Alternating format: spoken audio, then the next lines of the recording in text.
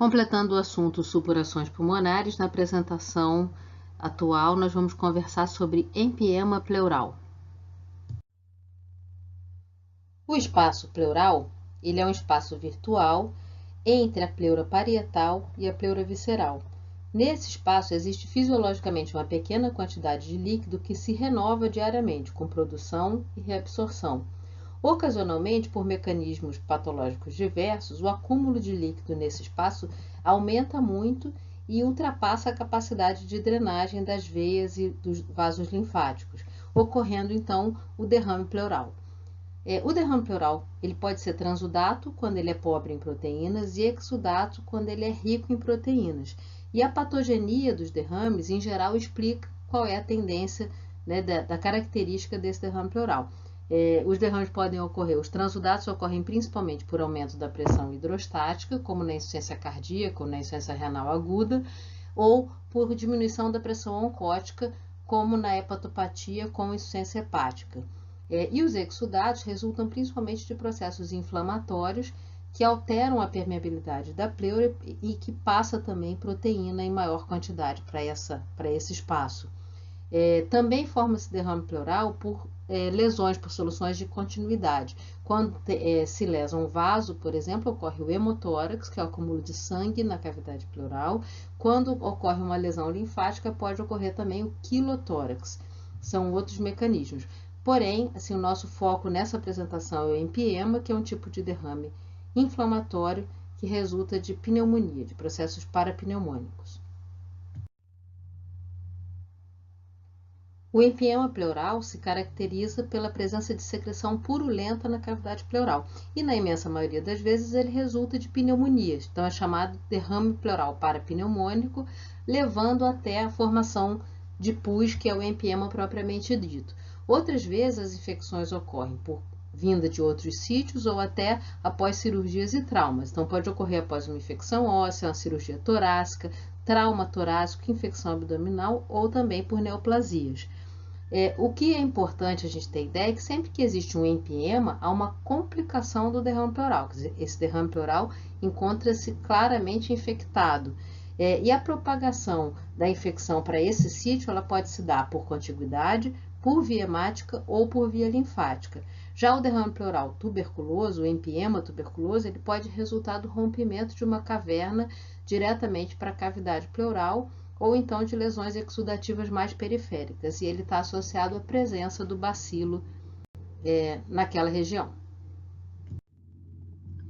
Nessas imagens, nós estamos vendo um paciente que tinha um derrame pleural crônico, provavelmente de etiologia tuberculosa, mas que acabou não fazendo segmento na UERJ, nós não soubemos o desfecho. Esse paciente internava algumas vezes em hospitais com derrame pleural e não fazia segmento adequado. Ele acabou ficando com essa drenagem externa, que é esse dreno com a extremidade cortada, e nessa bolsa nós conseguimos ver claramente a presença de pus, né, característica purulenta da secreção, e na radiografia é uma imagem cavitária na base do pulmão direito. Então, é muito sugestivo que trate-se de um empiema tuberculoso crônico. Como nós já falamos, o empiema geralmente ele ocorre na evolução de uma pneumonia, então é um derrame pleural parapneumônico.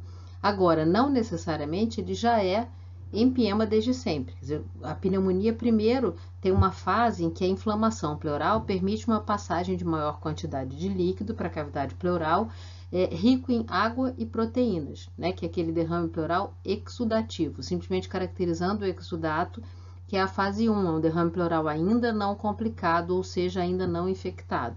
Com a evolução desse processo inflamatório, pode acabar aumentando ainda mais essa permeabilidade, tendo passagem de bactérias para a cavidade pleural e também de células inflamatórias que vão tentar combater essa infecção. E essa reação inflamatória, tentando combater as bactérias, acaba tornando esse líquido mais purulento, formando então o empiema.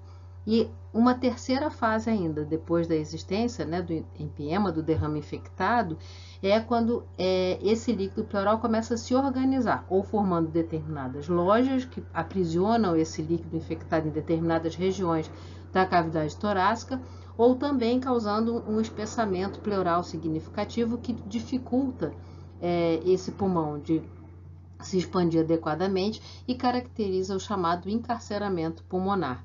A diferença entre essas 3 fases, que a gente vai tentar falar delas quando for falar da investigação do derrame pleural, ela é basicamente que na primeira o derrame não está infectado, provavelmente tratando a infecção, o processo vai se resolver espontaneamente. Na fase em que está infectado, o paciente vai precisar de uma drenagem torácica, de um esvaziamento desse líquido infectado para poder ajudar na resolução do processo.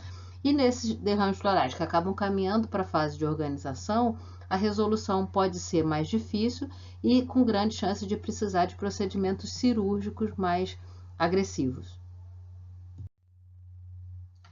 O quadro clínico inicial, quando o paciente se apresenta, ele vai ser muito semelhante ao da pneumonia, porque a maioria dos derrames pleurais dos empiemas ocorre, então, como o derrame pleural parapneumônico. Às vezes a história de uma pneumonia que o paciente vinha tratando e que não teve resposta adequada, outras vezes de outras condições que podem favorecer ao aparecimento de empiema, como a cirurgia torácica, por exemplo. No exame físico, o paciente pode ter dor pleurística, que é aquela dor quando ele respira fundo, referindo o local mesmo onde dói, na região acometida. Pode ocorrer trepopneia, que é a dispneia quando o paciente deita no lado contrário ao acometido pelo derrame pleural. E de acordo com o acúmulo do líquido e o grau de resposta infecciosa, o paciente pode se apresentar mais dispneico ou inclusive toxêmico nas infecções mais graves. Na região onde tem o líquido acumulado, espera-se ter um murmúrio vesicular ausente ou bastante diminuído, submaciçez ou maciçez à percussão, podendo ou não ter outros ruídos associados. E nos processos em que já houve uma organização a ponto de ocorrer o encarceramento pulmonar, pode ser vista também na ectoscopia uma diminuição da expansibilidade torácica do lado acometido, por aprisionamento da caixa torácica naquela região devido ao espessamento pleural.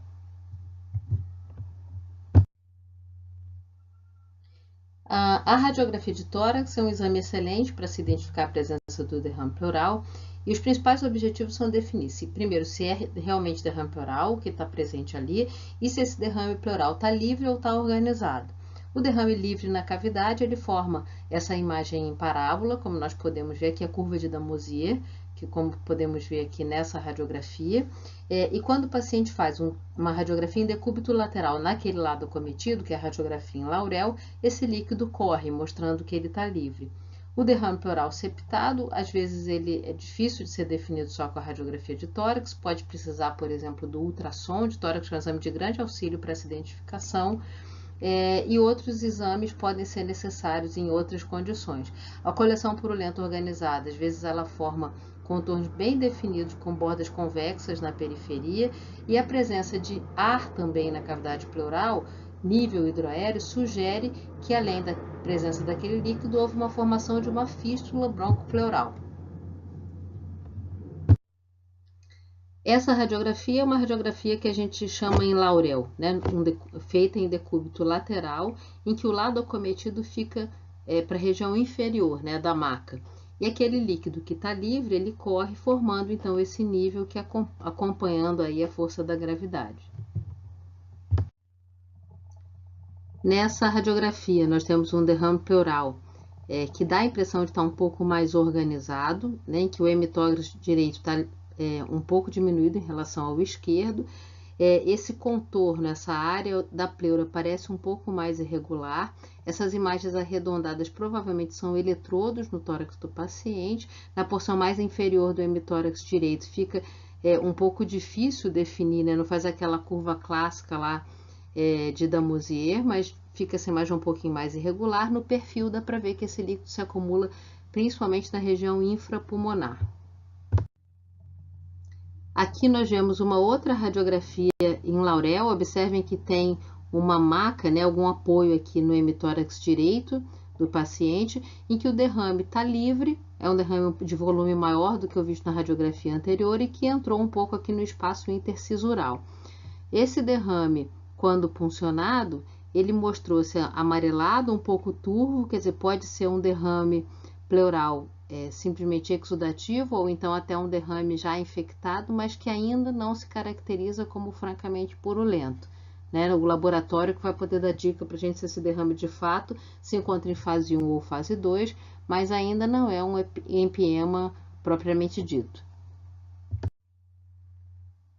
O ultrassom de tórax, como nós já falamos, ele é um exame fundamental na investigação do derrame pleural. Ele ajuda, por exemplo, quando identifica debris no seu interior, ele já ajuda a identificar que esse derrame está infectado.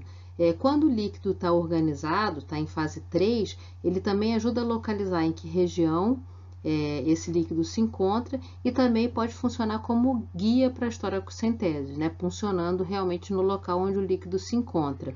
A tomografia de tórax não é um exame mandatório em todos os casos, é importante alertar isso, principalmente quando se trata de crianças.